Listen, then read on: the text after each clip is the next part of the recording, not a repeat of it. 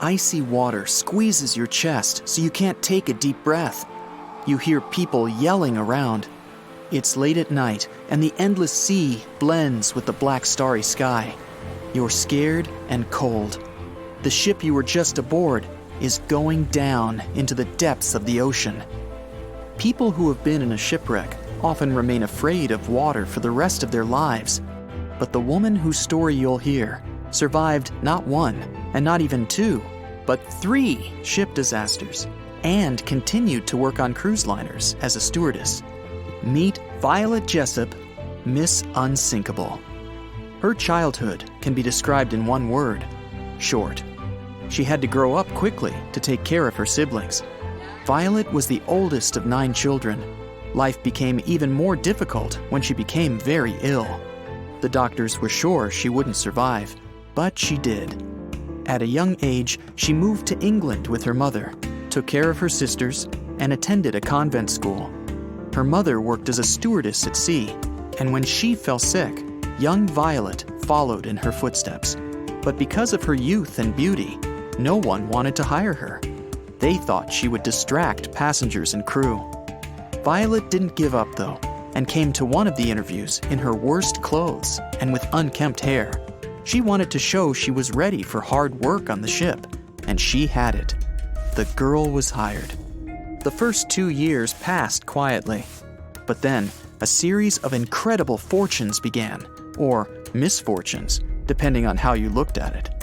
In 1910, Violet got a job on the most luxurious liner of the time, the Royal Mail ship Olympic. The ship sailed across the Atlantic, from England to America. The engineers didn't focus on the speed of the vessel, but on its comfort. Violet worked on the ship and was paid just £2 a month, the same as £200 today.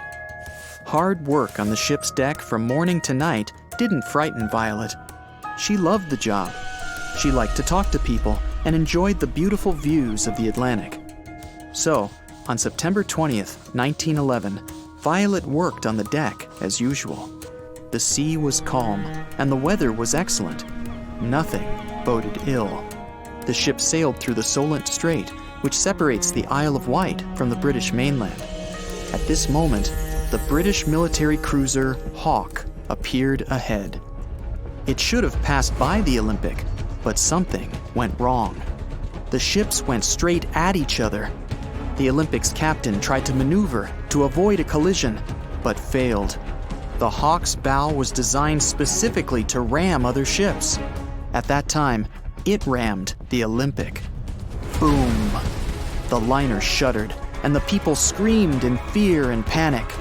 The ship had a huge hole in the starboard. Violet fell from the force of the blow. It seemed one of the biggest liners of its time was going to sink. But luckily, that wasn't the case. Both ships stayed afloat, and nobody got hurt. This time, fortune was on Violet's side. The accident on the ship didn't frighten the young woman.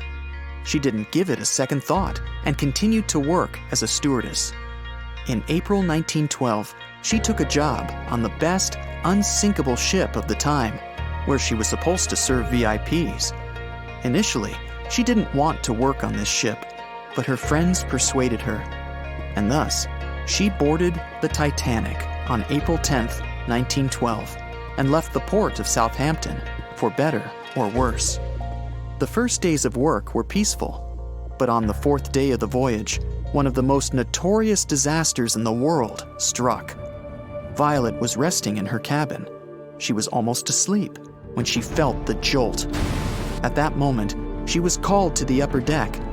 When the Titanic hit the iceberg, almost no one panicked. No one believed that the unsinkable ship could actually sink. At the time when the ship's hold was being filled with water, everybody was calm on the upper decks. Violet, along with other stewards, was present during the evacuation to the lifeboats. Women and children were evacuated first. Then, one of the ship's officers ordered Violet to get into a boat to show the other women it was perfectly safe. When she did, others followed, and someone suddenly thrust a swaddled baby into her hands. Without a second thought, Violet hugged the child to her chest to keep it warm, while the Titanic was sinking. She didn't let go of the baby until her lifeboat was picked up by the Carpathia, a ship that came to the rescue. Already on board the ship, a woman ran up to her. She didn't say a word and snatched the child from Violet's hands. Violet thought the woman was the baby's mother, so she didn't try to get it back. She was too freezing and numb to think how strange it was that this woman hadn't said thank you to her baby's savior. Many years later, Violet would be reminded of this child under unusual circumstances. After successfully surviving one of the most terrible shipwrecks in history, Violet continued to work at sea against all odds. In 1916, she took a job as a nurse on the hospital ship Britannic, a sister to both the Olympic and the Titanic, which sailed in the Aegean Sea.